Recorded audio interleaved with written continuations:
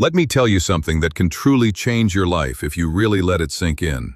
Did you know that the richest people in the world are 75% entrepreneurs, 15% investors, 7% people who inherit wealth, 3% athletes, entertainers, and artists, and 0% are just employees earning a salary? That's right, if you only work for money, you're basically locked out of real wealth. So, if you want to manage your money like the top 1%, you need to understand what the first four groups have in common. Think about it. Entrepreneurs own businesses, investors own assets, rich kids have trusts, and athletes, entertainers, and artists own rare skills. The message is clear. If you don't own something, you are owned by something. That's the secret most people miss. So, how can you start owning things like the 1%? That's where the 25 to 15 to 50 to 10 rule comes in. I created this rule so that anyone, no matter their income, can manage their money like the wealthy. Because here's the truth. It's not about how much money you make. It's about how you manage what you make. I'm not just some YouTuber giving advice. I've personally used this rule for decades, and it's how I became a multimillionaire, even starting with no money, no qualifications, and no connections. Let's start with the first 25% of your income. This should go towards growth. By growth, I don't mean meditation or some self-help nonsense. I mean putting your money into things that actually grow in value. Most people spend their paycheck, pay the bills, and blow the rest on stuff they don't even remember buying. That's why 99% of people don't own anything valuable. And this isn't an accident. The system is designed to keep you rich for a week and broke by the end of the month, waiting for the next paycheck, forcing you to work harder just to survive. Modern-day slavery looks different than the past, but it's still slavery. Back then, slaves worked without pay but had food, shelter, and water. Today, we work for pay, but most of it goes straight into food, rent, and bills. The illusion of freedom is the only difference. Once you understand that, you can fight back. Take that first 25% and invest it into assets, things that grow in value over time and make money for you while you sleep. Eventually, these assets can make more money than your day job ever will. You might think, I don't have enough money to invest, but you need to find a way, because starting sooner is more important than starting bigger. Let me give you an example. Meet Billy. He started investing just $200 a month at 20 years old. Now, meet Phil. He waited until he was 30, but invested $300 a month to try and catch up. Fast forward to when they both turned 60. Billy invested $200 per month for 40 years, which totals $96,000. Phil invested $300 per month for 30 years, totaling $108,000. So yes, Phil put in more money. But here's the crazy part. Because of compound growth, Billy ends up with $1,264,816, while Phil ends up with $678,146. Billy invested $12,000 less and still ended up with almost $600,000 more. That's the magic of starting early. That's why you should start now, even if it's small. Waiting will cost you more than you realize. So, how do you start? Step 1. Pick your growth assets.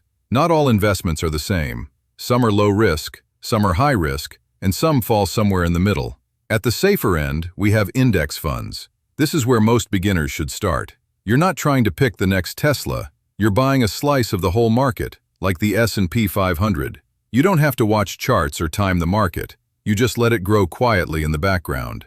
Next is real estate. Either rental properties if you can afford them, or REITs, which let you invest in property without buying a house. Think of it like owning a tiny share of a building with lots of other people. Next up are skills. Learning a skill that makes you money is hands down the fastest return on investment. Copywriting, sales, coding, video editing, skills that you can actually monetize.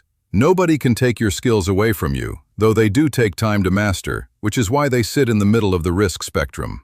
Higher up, we have online businesses, dropshipping, selling digital products, e-commerce. These can pay off big but require effort, patience, and the willingness to fail a few times. Individual stocks come next. Picking the next big stock is risky unless you really know what you're doing, so start small if you want to experiment.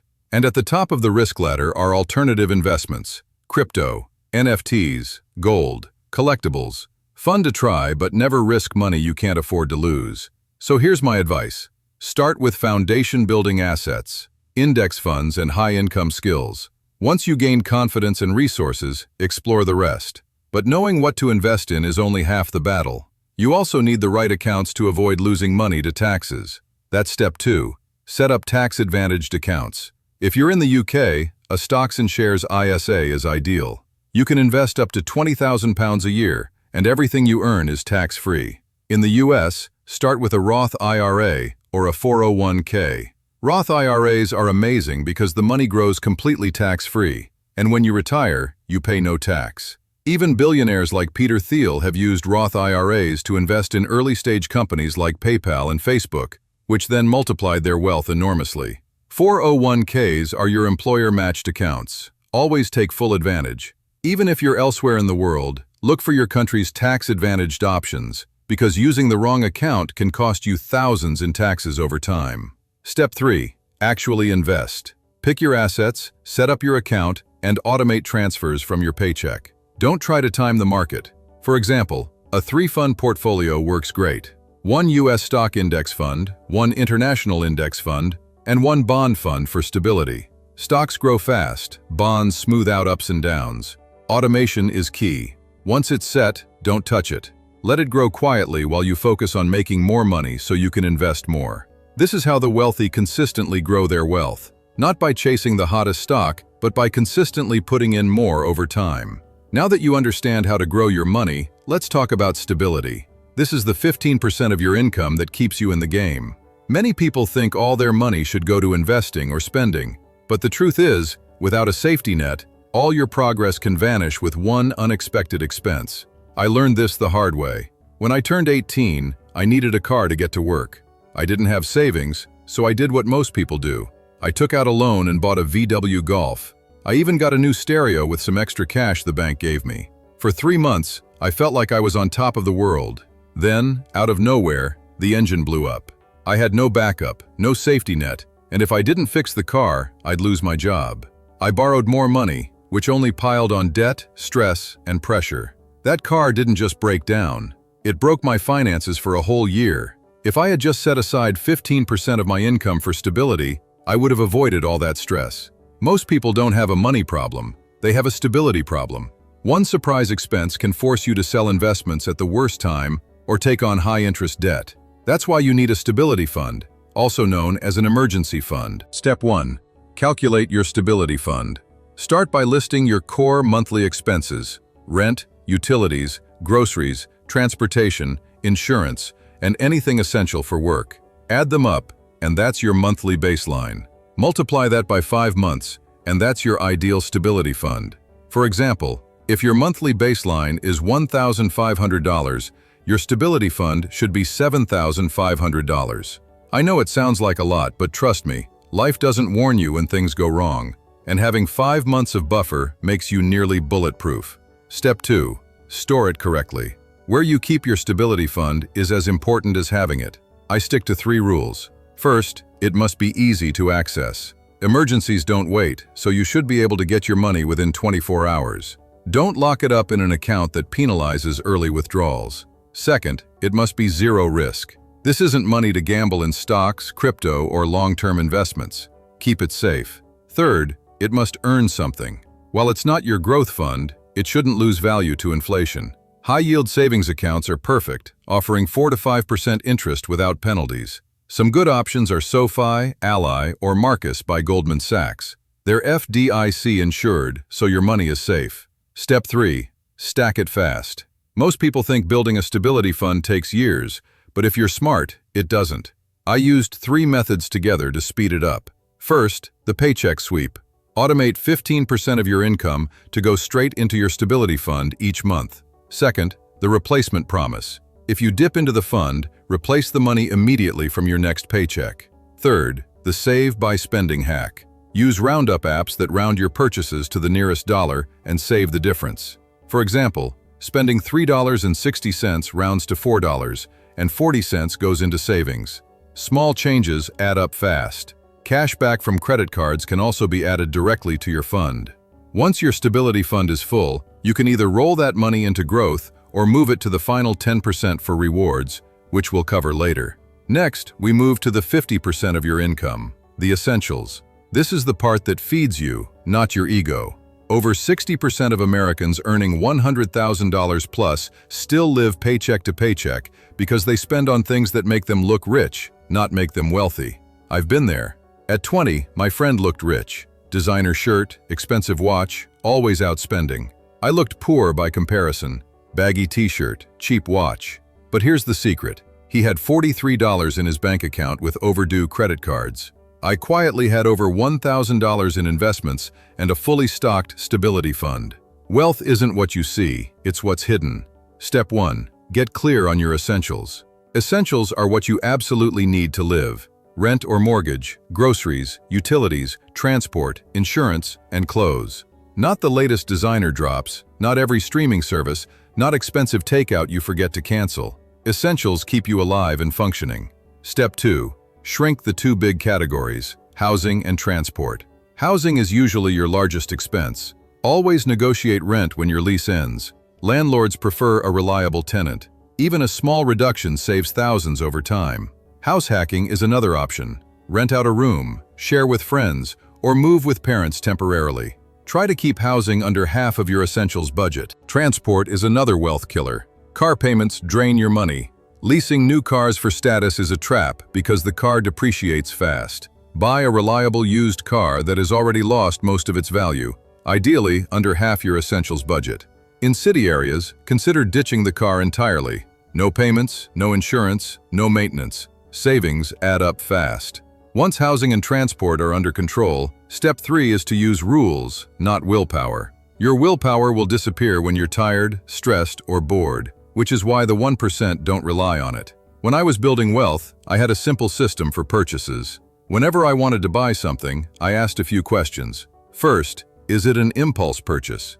If no, buy it if it fits into essentials. If yes, apply the 7-day rule. Wait a week before buying. Often, the desire fades and you realize you didn't need it. Next, are you buying for brand or value?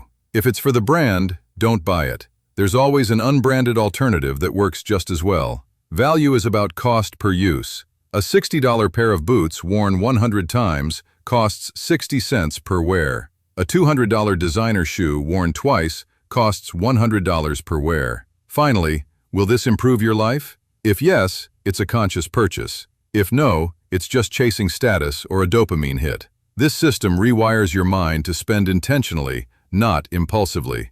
By controlling your essentials, you free up mental space and money for growth and stability. This 50% rule forces you to cut unnecessary spending and focus on earning more rather than wasting more. Once you master essentials, you'll feel in control of your finances, not a slave to them. You'll also notice how much easier it is to stick to your growth and stability plans when you aren't bleeding money on unnecessary luxuries. Now that you've learned how to grow your money, protect it, and cover your essentials, let's talk about the final 10%, your rewards. This is the part of your income that keeps you sane, motivated, and reminds you why you're working so hard in the first place. Most people skip this entirely and then wonder why saving feels like a punishment. That's exactly why this 10% exists. It's not an excuse, it's a strategy. Think of it like a treat that makes your whole financial plan sustainable. Step 1. Make it guilt-free. You have to see the value in what you spend. Some categories of spending give more value and happiness than others.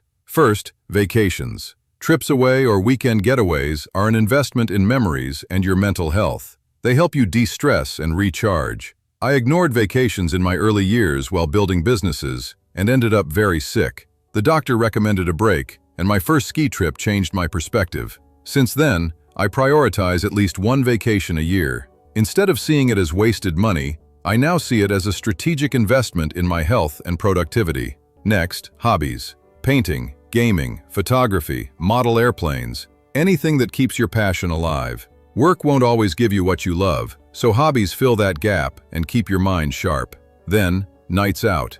Dinners, concerts, experiences with friends. In my early years, I neglected social life and paid the price, losing connections that are hard to rebuild. Strong relationships are part of wealth, even if they aren't on a bank statement. Finally, gifts for loved ones. Gifts aren't about the item, they're about thought, connection, and relationships. I used to overlook birthdays and special occasions while chasing goals. Later, I realize that giving thoughtfully strengthens bonds, which has immense personal and emotional value. Step 2. Preload your rewards fund. Open a separate account. Call it your Joy Jar. Many banks allow multiple accounts under the same app, which makes tracking easy. Set up an automatic transfer of 10% of your income every month. If you make $2,000, transfer $200. If $10,000, transfer $1,000. The exact amount doesn't matter, the percentage does. Keep it consistent and don't top it up from your growth, stability, or essentials funds. When the account reaches zero, wait until the next month. Limiting the fund this way encourages you to spend intentionally, maximizing the value of each dollar. Step 3. Prioritize experiences over things. If your Joy Jar is small, use it for experiences first. Experiences create lasting memories, whereas material items lose value quickly. Ski trips, amusement parks, weekend golf trips, dinners with friends. They provide joy that sticks. I spend my 10% on experiences that matter to me, not on cars, designer goods, or flashy status symbols. Money spent on meaningful experiences feels richer than anything you can display on a shelf. So let's recap the full 25-15-50-10 system. First, 25% goes into growth, investing in assets, skills, and businesses that make money while you sleep. Second, 15% goes into stability, your emergency fund that protects you from unexpected life events. Third, 50% covers essentials, the things you absolutely need to live, work, and stay healthy. And finally, 10% goes into rewards, the part that keeps you motivated, sane, and joyful. This system ensures you're building wealth, staying protected, living comfortably, and still enjoying life. But there's more. To really manage money like the 1%, it's not just about percentages, it's about mindset. High earners think differently. They know money as a tool, not a goal. They focus on increasing income rather than just cutting costs. They invest in skills, businesses, and relationships that multiply value. They don't chase trends, they chase value. And they understand the long game. For example, most people look at a $1,000 monthly investment as a huge commitment, but the wealthy see it as a seed. Over time, with compound growth, that small monthly investment becomes a fortune. They don't worry about missing a new phone or luxury dinner. They focus on building assets that generate future freedom. That's why patience and consistency beat impulsiveness every single time. Another key mindset is intentionality. Every purchase, every investment, every decision should have a reason. Impulse spending is wealth killer number 1. By asking simple questions, is this necessary? Will it add value? Will it improve my life? You filter out the unnecessary distractions and keep your money working for you. Over time, this becomes second nature. You don't need to consciously analyze every purchase anymore. Your mind automatically makes smarter decisions. Now let's talk about income growth, because the system only works if you can feed it. You've capped your essentials at 50%, so the rest is for growth, stability, and rewards. To increase these, you need more income. That's where skills, side hustles, and entrepreneurial thinking come in. Learn high-income skills, sales, marketing, coding, writing, anything that brings cash in. Side hustles are excellent because they turn skills into money, which then feeds back into your growth and stability funds. The wealthy constantly look for ways to earn more, not by luck, but by strategy and effort. Here's the thing about lifestyle creep. It's the silent wealth killer. As your income grows, many people naturally spend more. A small raise leads to a fancier car, a bigger apartment, and more dining out. Before you know it, they earn more, but save nothing. That's why the 25-15-50-10 system is so powerful. It automatically allocates your income, controls spending, and ensures progress, no matter how much you make. You can increase the percentages into growth and rewards as your income rises, but the structure keeps you disciplined. Finally, let's talk about long-term sustainability. The secret of the wealthy is not just making money once. They make systems that repeat. Automate everything you can. Growth investments, automatic monthly transfer. Stability fund, automatic deposit every paycheck. Rewards fund, automatic as well. When systems run on autopilot, human error and willpower don't get in the way. The result? Consistent growth, protection from emergencies, essentials covered, and joy intact. Remember, this isn't just theory. I've used this method for decades. I started with nothing, no qualifications, no connections, and yet, by following these rules, I built wealth while staying balanced, avoiding burnout, and enjoying life along the way. The system works because it's simple, actionable, and adaptable. You don't need to be a genius. You just need to start and be consistent. So here's your action plan. Step 1. Calculate your 25 to 15 to 50 to 10 allocations based on your income. Step 2. Start your growth fund. Pick index funds, high-income skills, or other assets. Step 3. Build your stability fund until you have 5 months of expenses saved. Step 4. Control your essentials, especially housing and transport. Step 5. Set up your rewards fund and spend intentionally. Step 6. Increase income by learning skills, starting side hustles, or finding entrepreneurial opportunities. Step 7. Automate everything. Step 8. Be patient and consistent. If you follow this, you'll be on a completely different path than most people. You'll stop living paycheck to paycheck. You'll stop being a slave to bills and lifestyle pressures. You'll start owning things that make money, protecting yourself from emergencies, controlling spending, and enjoying life, all at the same time. That's how the wealthy think, and now you can too. Remember, wealth isn't about flash cars or designer clothes. It's about freedom, security, and options. The more you control your money and let it work for you, the more your life opens up. Every month you stick to this system, you're building the foundation for a life where you aren't just surviving, you're thriving. You're planting seeds for a future where you can focus on what matters: family, health, passion, experiences, and freedom. So, start today. Take your first paycheck, divide it according to the 25, 15, 50, 10 rule, and put it to work. Even if it feels small, the consistency compounds into life-changing results. Your future self will thank you. This is more than a budgeting method. It's a roadmap to financial independence. By following this system, you're no longer guessing with your money. You're building wealth strategically, protecting yourself from life's surprises, enjoying the present, and preparing for the future. That's the mindset of the 1%, and now it's yours. The key is action. Knowledge is nothing without execution. Start small, stay consistent, and watch your life transform.